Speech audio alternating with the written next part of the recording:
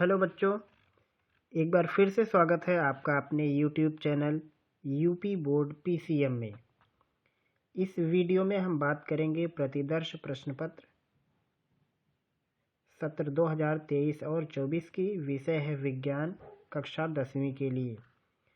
और ये जो मॉडल पेपर है ये यूपी बोर्ड के द्वारा बनाया गया है, जो कि वेबसाइट पर उपलब्ध भी है। तो आज हम इस मॉडल पेपर को सॉल्व करेंगे और इसको भी हम पार्ट वाइज सॉल्व करेंगे।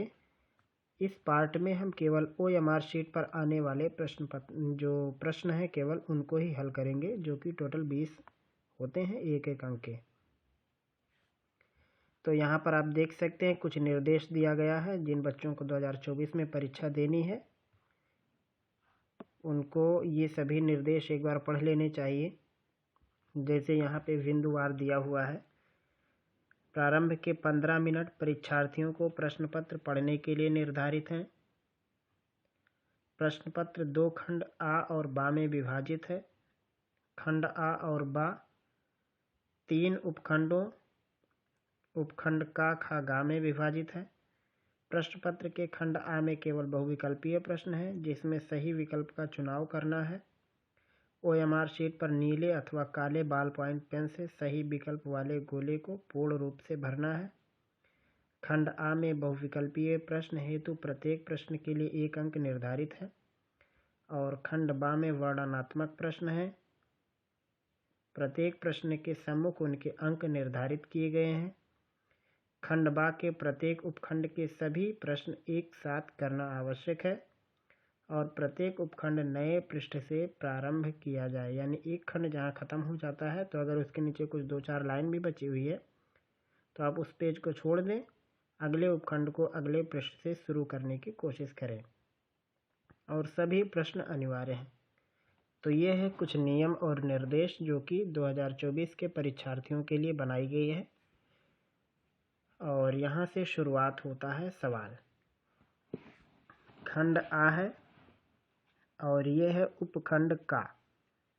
तो खंड आ यहाँ पे आप देख सकते हो बहुविकल्पीय प्रश्न है।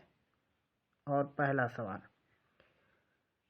2 पृष्ठों से घिरा हुआ कोई पारदर्शी माध्यम जिसका एक या दोनों पृष्ठ गोलीय हैं कहलाता है। तो पारदर्शी माध्यम जिसके सरफेस गोलीय होते हैं उन्हें हम गोलीय लेंस कहते हैं। तीसरा ऑप्शन सही है। दंत विशेषज्ञ मरीजों के दांतों का बड़ा प्रतिबिंब देखने के लिए किस दर्पण का इस्तेमाल करते हैं?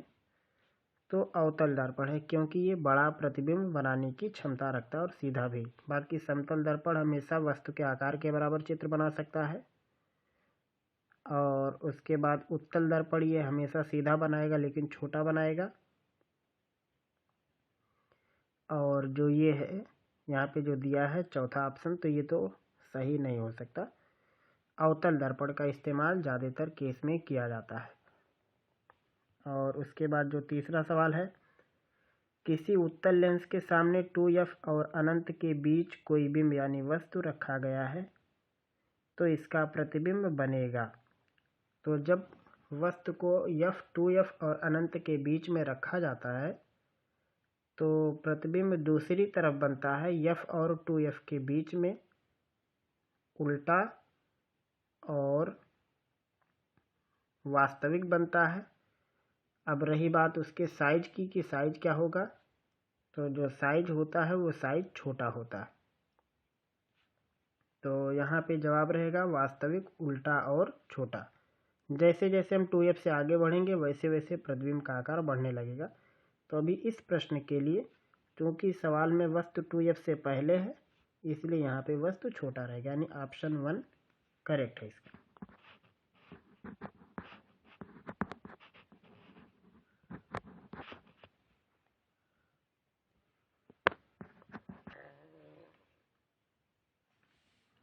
उसके बाद अगला सवाल है, मानव नेत्र अभिनेत्र लेंस की फोकस दूरी को समायोजित करके विभिन्न दूरियों पर रखी वस्तुओं को फोकसित कर सकता है। ऐसा हो पाने का कारण क्या है? तो ऐसा होने का कारण है समंजन। आँख की जो समंजन होती है, समंजन का मतलब होता है एडजस्ट करने की क्षमता। तो मनुष्य के नेत्र में जो अभिनेत्र लेंस है उसकी फोकस दूरी को ज़रूरत के हिसाब से कम या अधिक किया जा सकता है, जो कि नेत्र स्वयं करता है नज़दीक या दूर की वस्तु को देखने के लिए। तो इसका ऑप्शन नंबर बी सही रहेगा। अगला 5वां सवाल है, कॉलम ए में दी गई राशियों का सुमेल कॉलम बी में दिए गए यस आई मात्रकों से करके सही विकल्प चुनिए। तो पहला है विद्युत विभवांतर, चौथे से मिलाया जाएगा। विद्युत धारा पहले से मिलाया जाएगा जो कि एम्पियर है। और उसके बाद है अगला विद्युत शक्ति, उसका मात्रक वाट है।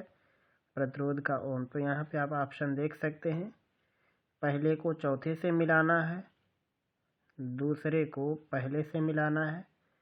तो ये वाला ऑप्शन आपका डी वाला सही रहेगा। पहले को चौथे से, दूसरे को पहले से, और तीसरे को दूसरे से, और चौथे को तीसरे से। तो ये जो डी वाला ऑप्शन है ये सही है। अगला सवाल है, दो चालक तार जिनके पदार्थ लंबाई और व्यास समान है किसी विद्युत परिपथ में पहले श्रेणी क्रम में और फिर पार्श्व क्रम में संयोजित किए जाते हैं। श्रेणी क्रम और पार्श्व क्रम में उत्पन्न ऊष्माओं का अनुपात क्या होगा? ये सवाल है। तो आइए इसको लगा के समझते हैं।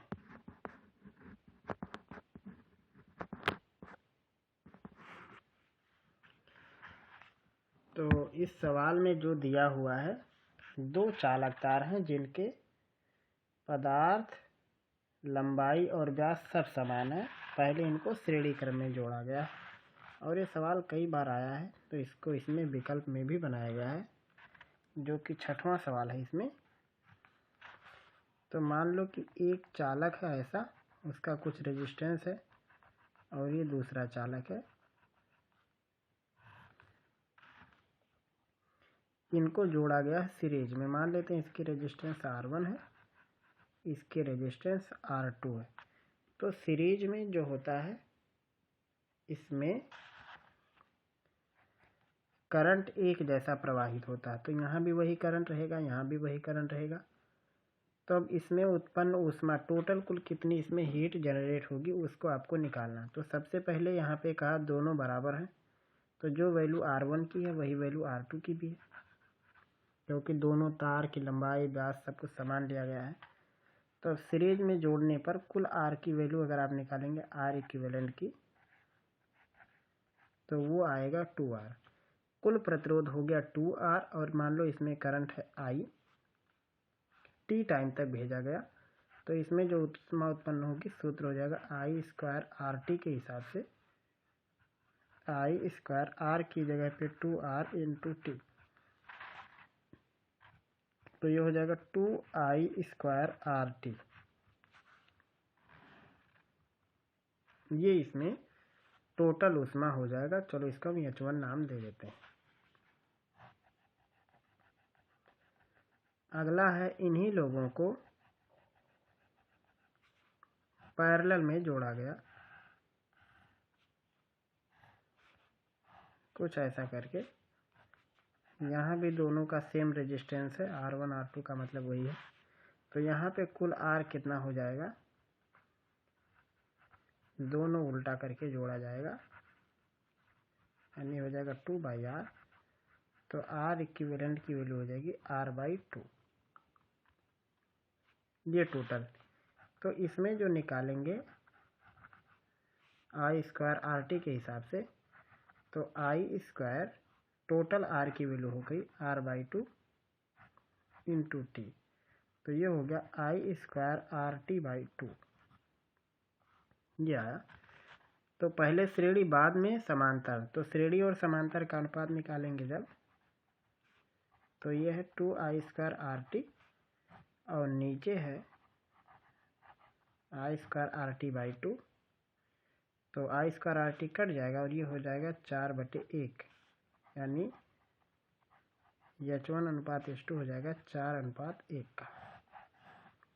तो जब उनको श्रेणी क्रम में जोड़ेंगे तो 4 गुनी ऊष्मा उत्पन्न होगी और जब उसको समांतर क्रम में जोड़ेंगे तो 1 गुना उसका उष्मा उत्पन्न होगा, यानी इसमें जो अनुपात आएगा वो 4:1 का होगा। देखते हैं ऑप्शन में है कि नहीं ये। अच्छा, इसी में आप ऐसा भी समझ सकते हो कि I²RT की जगह पे हम ये इस्तेमाल कर लेते अगर V²/R×T, तो इस हिसाब से आता 1:4। और विकल्प में दोनों दिया हुआ है, तो अब ये वाला सही बनाए कि ये वाला सही बनाए। तो जो ऊष्मा उत्पन्न होता है उसमें मुख्य कारण होता है कि वायर के अंदर से जो करंट फ्लो हो रही है वो मेन जिम्मेदारी निभाता है। तो यहाँ पे जो बनेगा अनुपात 4:1 का। आपको इस पे अगर डिटेल वीडियो देखना है तो लगभग 1 से 1.5 घंटे का वीडियो है ऊष्मा पर आधारित। प्लेलिस्ट को विजिट करके आप देख सकते हैं। तो देखते हैं कहाँ है ये जो डी वाला ऑप्शन है 4:1 का। उसके बाद अगला सवाल है, किसी विद्युत धारावाही सीधी लंबी परिनालिका के भीतर चुंबकीय क्षेत्र। यहाँ पे कई ऑप्शन दिए हुए हैं, तो डी वाला ऑप्शन सही रहेगा कि सभी बिंदुओं पर समान रहता है। परिनालिका के भीतर जो चुंबकीय क्षेत्र रेखा होती है समांतर होती है, इसलिए हर एक बिंदु पर चुंबकीय क्षेत्र समान रहेगा, तो डी वाला सही रहेगा।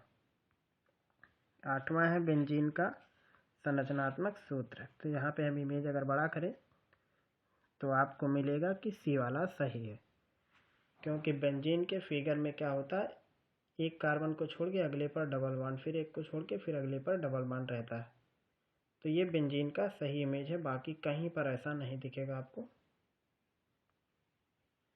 तो ये जो सी वाला ऑप्शन है ये सही रहेगा। और यहाँ पे देखिए ऑप्शन नंबर जो सी है यही सही है। उसके बाद अगला है, निम्नलिखित में से समजातीय श्रेणी। समजातीय श्रेणी का मतलब होता है जो एक ही कैटेगरी के हों, जैसे CH4C2S6 दो के दोनों एल्केन सीरीज के हैं। तो ये पहला वाला जो है ये समजातीय श्रेणी है, जबकि दूसरा नहीं, क्योंकि दूसरे में एक अल्कोहल है दूसरा एसिड है। तीसरा आप देखोगे तो तीसरा भी नहीं, तीसरे में एक एल्केन है तो एक एल्कोहल है, और चौथे में आप देखो तो दो के दोनों लोग एल्कोहल। इसका मतलब इसमें समजातीय श्रेणी का पहला और चौथा दोनों है। तो ये जो आपका बी वाला ऑप्शन दिख रहा है यही सही रहेगा इसमें। और उसके बाद अगला सवाल है कि पृथ्वी की भूपर्पटी में प्राकृतिक रूप से पाए जाने वाले तत्वों या यौगिकों को कहते हैं, क्या कहते हैं। तो जो भूपर्पटी है उसकी गहराई लगभग 25 से 30 किलोमीटर के बीच में होती है और उसमें खनिज पाया जाता है। ये इसका जो है ये तीसरा जो ऑप्शन है ये सही है। अगला है, दांतों का क्षय कब प्रारंभ होता है। तो दांतों का क्षय प्रारंभ होता है जब पीएच वैल्यू 5.5 से नीचे गिर जाती है। ऐसा इसलिए होता है कि मुख के अंदर विद्यमान जो बैक्टीरिया होते हैं वो एसिड का निर्माण करना शुरू कर देते हैं। तो ये जो बी वाला ऑप्शन है 5.5 से कम होने पर दांतों का क्षरण शुरू हो जाता है। अगला सवाल है, और ये कुछ रीजनिंग टाइप दिख रहा है क्योंकि है थोड़ा बड़ा दिख रहा है। सवाल है कि अभिकथन, एक मतलब पहले वाक्य को इन्होंने अभिकथन कहा, दूसरे को इन्होंने तर्क कहा। अभिकथन में इन्होंने कहा कि जिंक सल्फ्यूरिक अम्ल के साथ अपक्रिया करके जिंक सल्फेट और हाइड्रोजन गैस बनाता है, यह एक द्विविस्थापन अपक्रिया। तो ये बिल्कुल सही बात है कि जिंक सल्फ्यूरिक अम्ल के साथ क्रिया करता है तो जिंक सल्फेट बनाता है और हाइड्रोजन गैस बनता, मतलब अभिकथन में जो लिखा है वो सही है। दूसरा है, जिंक ऑक्सीजन के साथ अपक्रिया करके जिंक ऑक्साइड बनाता है, ये रिएक्शन में इन्होंने सही लिखा, मतलब अभिकथन भी सही है और तर्क भी सही है। अब चलते हैं विकल्प पे। तो पहला है, इन्होंने लिखा है कि दोनों, अभिकथन 1 और तर्क 2, यानी पहले को अभिकथन कहा दूसरे को तर्क कहा, सही है। और तर्क 2 अभिकथन का सही स्पष्टीकरण है। तो यहाँ जो आगे लिखा है ये गलत है, क्योंकि जो तर्क नंबर 2 है इसमें जिंक ऑक्साइड बनता है जो कि एक योगात्मक अपक्रिया है और यहाँ पे विस्थापन के बारे में बताया। तो ये पहला यहाँ तक तो सही, लेकिन आगे जाके गलत है, इसलिए हम ए वाले ऑप्शन को नहीं लेंगे। बी है कि अभिकथन 1 और तर्क 2 दोनों सही है, परंतु तर्क अभिकथन का स्पष्टीकरण नहीं है, यही बी वाला ऑप्शन सही है। उसके बाद आगे है निम्नलिखित रासायनिक समीकरण को पूरा करो। तो ये चीज़ इन्होंने पहले से ही पूरा करके दिया है, इसमें पूरा करने जैसी कोई चीज़ नहीं है, तो ये पहले से पूरा है। हो सकता है कि ये सवाल मिसप्रिंट हो गया हो। उसके बाद अगला देखते हैं, अंतःश्वसन के दौरान वायु प्रवाह का सही मार्ग कौन सा है? तो श्वसन के दौरान जो वायु का सही मार्ग होता नास द्वार, ग्रसनी, कंठ, श्वासनली और कोशिकाएं। जो डी वाला खंड है ये सही है। उसके बाद फिर अगला सवाल वैसे ही आ गया जैसे ऊपर था, विकथन और तर्क। सवाल है, निम्नलिखित कथन और कारण को पढ़कर दिए गए विकल्प में से सही विकल्प का चयन करो। कथन दिया है, पिता से प्राप्त क्रोमोसोम से बच्चों के लिंग का निर्धारण होता है। तो ये सही है कि क्रोमोसोम से ही लिंग का निर्धारण होता है। और जो इन्होंने कारण लिखा है कि मानव पुरुष में एक एक्स और एक वाई गुणसूत्र होता है, ये भी सही है। तो पहला ऑप्शन है कि कथन और कारण दोनों सही हैं, तो बिल्कुल सच है। और आगे लिखा, और कारण कथन की सही व्याख्या करता है, ये भी बिल्कुल सच लिखा है इन्होंने। कि जो यहाँ पे कारण में लिखा है कि मानव पुरुष में एक एक्स और एक वाई होता है, ये जो ऊपर दिया था कथन उसकी व्याख्या ही है, क्योंकि इसमें लिखा था कथन में कि लिंग निर्धारण का काम क्रोमोसोम करते हैं, और यहाँ पे लिखा कि एक्स और वाई से पुरुष होता है। तो ये पहला वाला ऑप्शन इसमें सही है। और उसके बाद अगला सवाल है, विद्युत आवेग के प्रवाह की सही दिशा कौन सी है? तो यहाँ पे चित्र में हम आपको दिखा देते हैं बड़ा करके कि कौन सही है। ये जो इसमें तीर दिख रहा है आपको सी वाले में, ये सी वाला बिल्कुल सही डायरेक्शन में बना है, तो इसका जवाब ये सी वाला रहेगा। और उसके बाद अगला है, थायरॉक्सिन के बारे में कौन सा कथन सही नहीं है? तो थायरॉक्सिन संश्लेषण के लिए लोहे की ज़रूरत होती है, ये चीज़ गलत है। बाकी जो अगला लिखा है कि शरीर में कार्बोहाइड्रेट, प्रोटीन, वसा के उपापचय का नियमन करता है, तो ये सही है। थायरॉक्सिन के संश्लेषण के लिए आयोडीन की ज़रूरत होती है, ये भी सही है। थायरॉक्सिन को थायराइड हार्मोन कहते हैं, तो ये भी मिलता जुलता सही है। ये थायरॉक्सिन के बारे में तीनों सही हैं, लेकिन गलत कौन सा? पहला वाला। तो आपका जो ऑप्शन रहेगा वो पहला वाला ही रहेगा। और उसके बाद अगला है, निम्न चित्र में भाग ए बी सी किस क्रम में है? तो इसमें जो दिया गया है आप वैसे दिमाग लगा के बता दो कि ये जो दिया है बी वाला पार्ट, ये बीज पत्र है, और बीज पत्र किस में है? केवल सी और डी में। अब रही बात पहले प्रांकुर रहेगा कि मूलांकुर, तो ये जो ऊपर वाला पार्ट है ये होता है मूलांकुर का, मतलब ए वाला मूलांकुर है, बी बीज पत्र है, और जो सी है ये परांकुर है। तो मूलांकुर, बीजपत्र और परांकुर, ये सही रहेगा। उसके बाद अगला सवाल है, जनन की अलैंगिक विधि से उत्पन्न संतति में परस्पर अधिक समानता होती है, क्योंकि इसमें जो कारण दिया है, अलैंगिक जनन में ही केवल एक जनक भाग लेता है। अलैंगिक जनन में युग्मक शामिल नहीं होते हैं। अलैंगिक जनन लैंगिक चलन से पहले होता, बाद में होता। तो तीसरा और चौथा बिल्कुल गलत है, और पहला और दूसरा सही, यानी ऑप्शन नंबर ए इसका करेक्ट रहेगा। और उसके बाद अगला सवाल है, एक आहार श्रृंखला में तीसरे पोषी स्तर पर कौन होता है? तो आहार श्रृंखला में पहला पोषी स्तर जो होता है वो होता है शाकाहारी, जो कि उत्पाद को खा जाता है। सॉरी, पहले नंबर पर आता है उत्पाद, दूसरे नंबर पर आता है शाकाहारी, और तीसरे नंबर पर आता है मांसाहारी। तो यहाँ पे कहा तीसरे स्तर पर हमेशा कौन होता है? तो ए, मांसाहारी प्राणी। और उसके बाद देखते हैं, उसके बाद तो होगा नहीं, क्योंकि ये सवाल था 20वां। और यहाँ पे OMR शीट पर आने वाले प्रश्न समाप्त होते हैं, और उसके बाद है वर्णनात्मक प्रश्न। तो यहाँ से आगे के खंडों को हम आगे के पार्ट में सॉल्व करेंगे। उम्मीद है कि इस वीडियो में बताई गई बात आपको समझ में आई होगी। फिर मिलेंगे हम लोग जल्द ही अगले पार्ट में अगले टॉपिक के साथ।